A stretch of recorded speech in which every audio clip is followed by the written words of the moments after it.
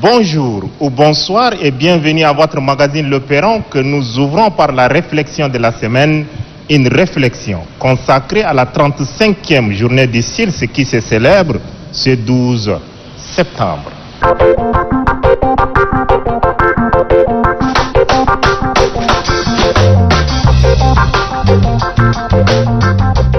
« 12 septembre 1973, au fort moment de la sécheresse qui sévissait dans le Sahel, a été créé le comité permanent inter-État de lutte contre la sécheresse dans le Sahel. Le CILS célèbre ce 12 septembre 2020 son 47e anniversaire. Il est une institution forte de 13 pays membres, dont 4 enclavés que sont Tchad, Burkina Faso, Mali, Niger, 8 États côtiers, Bénin, Côte d'Ivoire, Gambie, Guinée, Guinée-Bissau, Mauritanie, Sénégal, Togo et un État insulaire, le Cap-Vert. Le CILS est devenu aujourd'hui un acteur incontournable de la lutte contre l'insécurité alimentaire et nutritionnelle, ainsi que la désertification au Sahel et au-delà.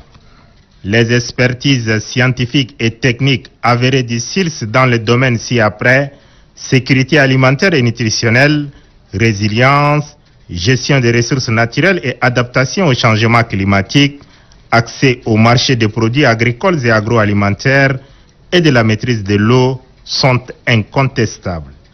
Le CILS est composé de 3 entités, le secrétariat exécutif, établi à Ouagadougou au Burkina Faso, le centre régional Agrimet, créé en 1974, ayant pour siège Niamey au Niger, et l'Institut du Sahel, créé le 11 décembre 1976, basé à Bamako, au Mali. Dès sa création, à nos jours, 2 Tchadiens ont eu à occuper le poste de secrétaire exécutif du CILS.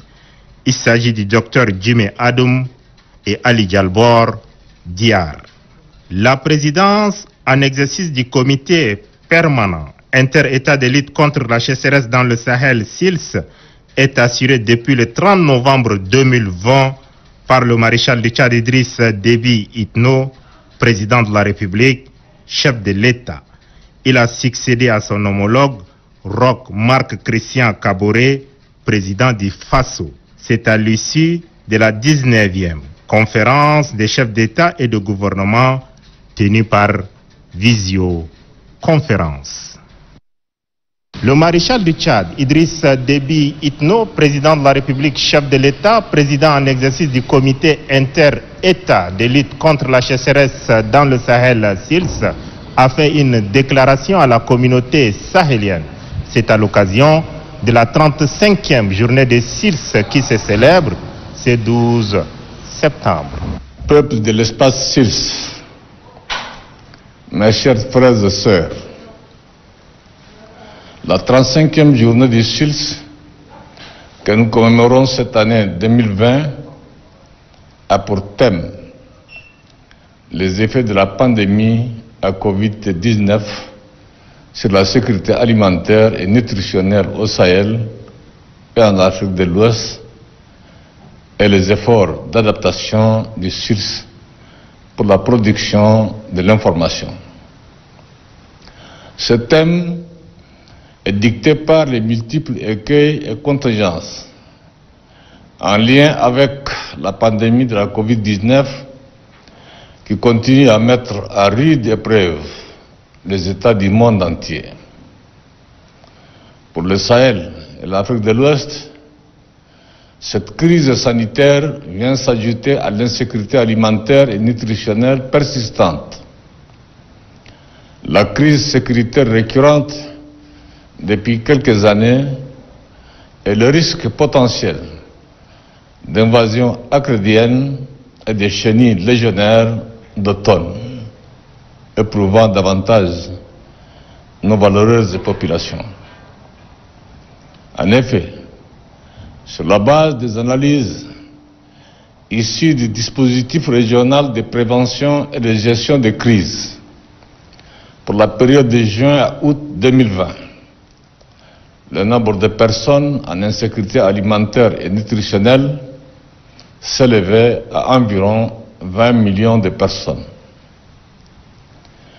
Au regard de cette situation de plus en plus préoccupante, notre organisation, en collaboration avec ses partenaires techniques et financiers, a engagé des actions urgentes pour accompagner et assister les États membres dans leur quête d'une sécurité alimentaire et nutritionnelle. À cet effet, un système de collecte des données et de suivi rapproché de la situation alimentaire et nutritionnelle dans le contexte de la pandémie de la COVID-19 a été lancé dès le début de la crise sanitaire en avril 2020 dans 14 pays. Ce dispositif doit être renforcé, intégré dans les systèmes nationaux pour aider les décideurs dans la prise de décision et la réalisation de certains investissements. Le SHIFT a en outre fortement appuyé nos États dans la révision ou l'élaboration des plans de réponse ou de riposte plus intégrés sur la sécurité alimentaire et nutritionnelle afin de prévenir toute catastrophe humanitaire d'envergure dans la région dans ce nouveau contexte. C'est pourquoi j'ai saisi cette occasion pour remercier et encourager les membres du comité technique du cadre harmonisé sous les auspices du réseau de prévention des crises alimentaires, les pays et les partenaires qui se sont mobilisés pour suivre et informer régulièrement les décideurs de la région du Sahel et de l'Afrique de l'Ouest sur l'évolution des situations sanitaires, alimentaires, nutritionnelles, pastorales et la menace acrédienne. Mes chers frères et sœurs, l'organisation de la journée du SHIFT constitue une opportunité de réflexion sur les effets à court et moyen terme de cette pandémie sur la sécurité alimentaire et nutritionnelle et les conditions de vie de nos populations qui nous interpellent à plus d'un titre. Tout en saluant les actions déjà engagées par nos États, avec l'appui des partenaires au développement, il convient de rechercher des solutions innovantes et intégrées pour atténuer les effets de cette crise sanitaire qui aura sans aucun doute des répercussions à long terme sur notre espace. Les pays du SHIFT doivent tirer des enseignements de cette crise sanitaire afin d'être plus résilients et développer des réponses plus efficaces face aux crises similaires ou plus graves encore qui paralyseraient le monde entier. Les mesures que nous prenons pour contrer ces tendances préoccupantes doivent être plus audacieuses, non seulement par leur ampleur, mais aussi en termes de collaboration multisectorielle au niveau de nos institutions régionales et de nos États. Il me plaît à cet égard de féliciter et d'encourager tous les acteurs du SHIFT dans leur exaltante mission à travers les programmes restructurants qu'ils mettent en œuvre dans plusieurs domaines d'intérêt afin d'augmenter la production agro-silvopastorale et halieutique et de combattre la pauvreté. Il est impératif de renforcer la capacité de nos populations à mieux faire face aux aléas de tout genre qui sévissent dans notre espace à l'image des inondations qui touchent aujourd'hui une bonne partie des pays du SHIFT. En ma qualité de président en exercice du SHIFT, je voudrais engager notre institution en synergie avec la CEDEAO, l'UEMOA, le G5 Sahel et les autres organisations intergouvernementales, à mutualiser leurs efforts pour une meilleure complémentarité et coordination des réponses fortes en vue d'atténuer les effets de la pandémie de la Covid-19 sur la sécurité alimentaire et nutritionnelle et la détérioration des moyens d'existence des populations au Sahel et en Afrique de l'Ouest. Peuple de l'espace SILS, la célébration de cette 35e journée m'offre l'occasion de remercier, au nom de toutes les populations et des États membres de SILS, la communauté de partenaires techniques et financiers pour le soutien multiforme et constant qu'elle ne cesse d'apporter aux SILS et à ses États membres. À la lumière des grands défis de l'heure, il nous paraît opportun de porter à l'attention de nos partenaires la nécessité d'un soutien appuyé qui permettra à l'institution d'atteindre ses objectifs. Pour terminer, je réitère l'engagement de SILS à soutenir les efforts de ces États membres dans la lutte contre l'insécurité alimentaire et nutritionnelle et à relever les défis combien importants à venir qui passeront nécessairement par la mise en œuvre de la réforme organisationnelle et institutionnelle afin de confirmer son leadership régional dans ce domaine de compétences. Vive le SILS, vive la solidarité sahélienne et ouest-africaine. Je vous remercie. Le ministre d'État, ministre secrétaire général de la présidence de la République, a lancé la semaine dernière les activités des journées citoyennes pour la nouvelle rentrée scolaire et académique placée sous le thème la rentrée scolaire et académique 2020-2021, enjeux et défis à l'ère de la Covid-19. À une situation exceptionnelle, il faut une mobilisation exceptionnelle. Telle est la substance de la cérémonie de lancement des journées d'action citoyenne pour la rentrée scolaire et académique 2020-2021. Il s'agit d'un cadre voulu par le maréchal du Tchad, Idriss Déby Itno, dans l'espoir de susciter la plus grande mobilisation possible en vue de rendre effectif la reprise des cours pour les élèves et étudiants. Se sentant concernés en premier lieu par cet appel, les jeunes et les femmes, par la voix de Abakar Nahir et Maria Mohamed Nour, sonnent la cloche de l'action. Au regard des sacrifices consentis par notre corps professoral et du dévouement de notre gouvernement, nous devons, nous jeunes, soutenir, autant que nous le pouvons, la rentrée scolaire prévue pour le 1er octobre 2020 afin qu'elle soit effective. À celles et ceux qui veulent aider, à celles et ceux qui veulent combattre cette pandémie, à celles et ceux qui veulent contribuer à l'éducation des générations futures, cet appel est le vôtre. Nous sommes tous et toutes les...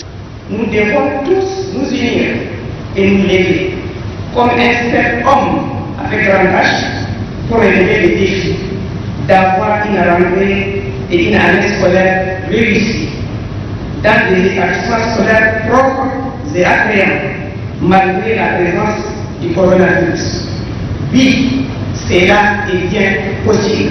Une telle mobilisation, à entendre le ministre de l'Éducation nationale et de la promotion civique, Aboubakar Siddiq Tchoroma, l'école tchadienne en a besoin en cette période éprouvante. Le thème de la rentrée scolaire académique 2020-2021, enjeux et défis du Covid-19, n'est pas produit au regard des difficultés que notre système a rencontrées. Outre la Covid-19, notre système éducatif fait face à un autre défi, celui des aléas climatiques, avec des inondations sans précédent qui n'ont pas épargné nos établissements scolaires. Puisque le mal est présent, nous devons être plus vigilants et respecter strictement les mesures barrières pour éviter les rebondissements comme c'est le cas dans certains pays, dans les autres pays. la santé des élèves, et enseignants, parents et tout le Tchadien en dépend.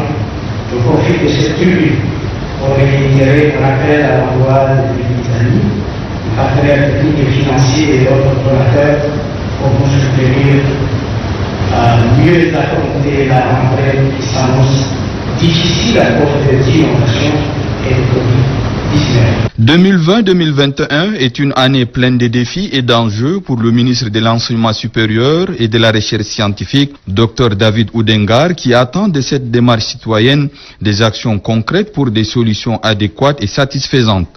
L'exercice ici est complexe et pour le résoudre, plusieurs paramètres entrent en jeu, notamment la question évoquée tout à l'heure par mon collègue de l'Éducation nationale, la question de la qualité et dans une certaine mesure de la quantité de ressources humaines chargées d'assurer l'encadrement, celle de la disponibilité de ressources matérielles et financières, ainsi que celle de la gouvernance de nos établissements d'enseignement.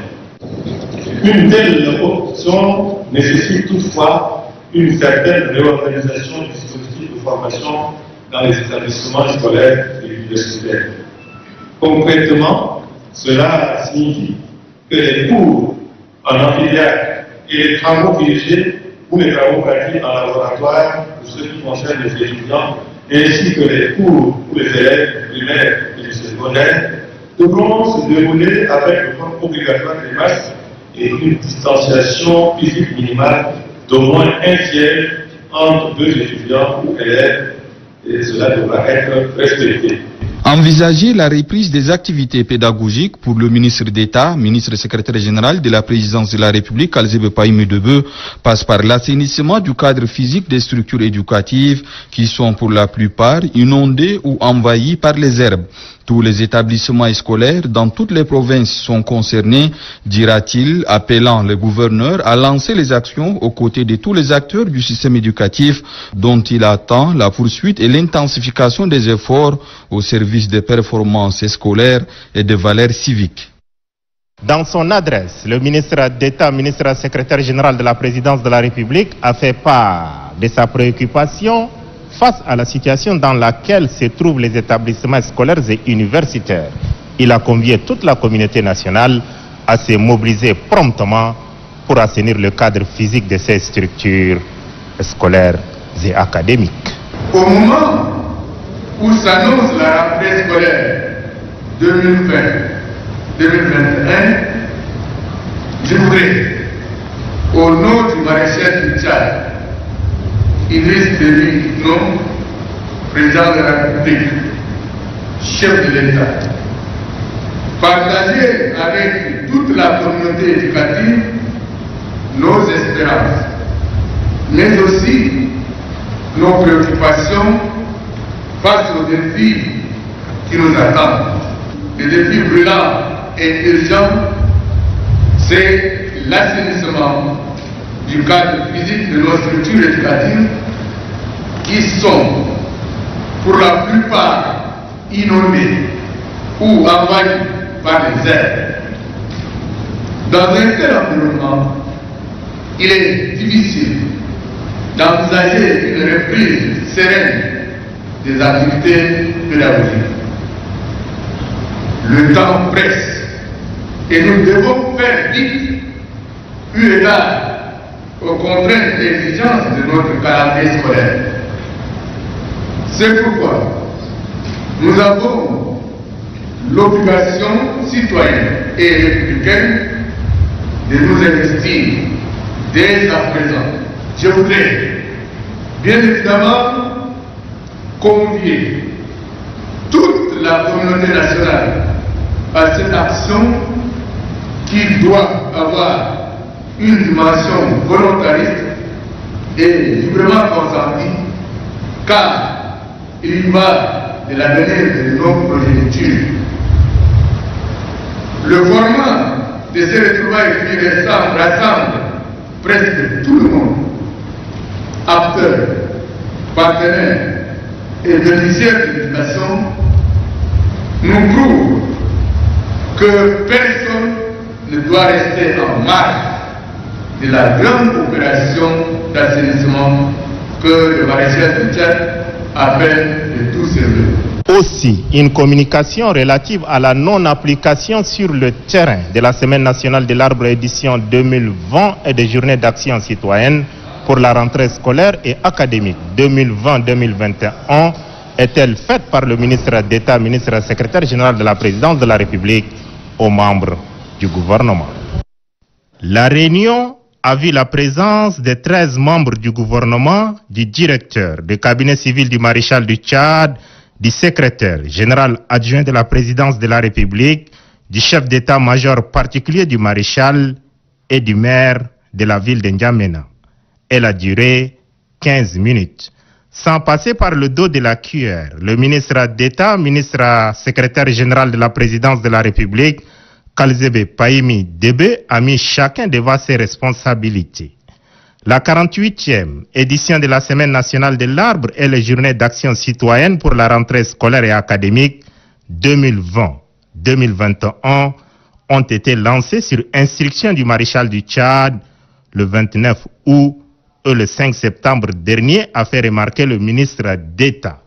Après respectivement 12 et 5 jours de la tenue de ces deux événements majeurs qui doivent être exécutés par les grandes institutions de la République, les membres du gouvernement, leurs directions et services respectifs, ainsi que le gouverneur des provinces, c'est l'immobilisme total qui est constaté, soutient le ministre d'État. Rien n'a été fait en N'Djamena et dans le Tchad profond.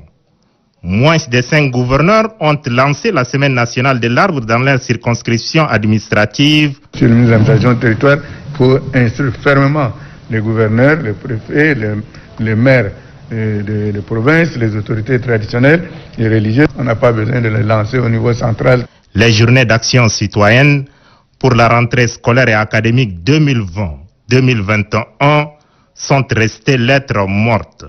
Le ministre d'État, ministre secrétaire général de la présidence de la République, Kalzebe Pahimi Debe, a invité au cours de cette rencontre les membres du gouvernement à mettre la main à la pâte et surtout à s'assumer pleinement et entièrement pour une réussite éclatante de ces deux événements majeurs dans les 23 provinces que compte le Tchad.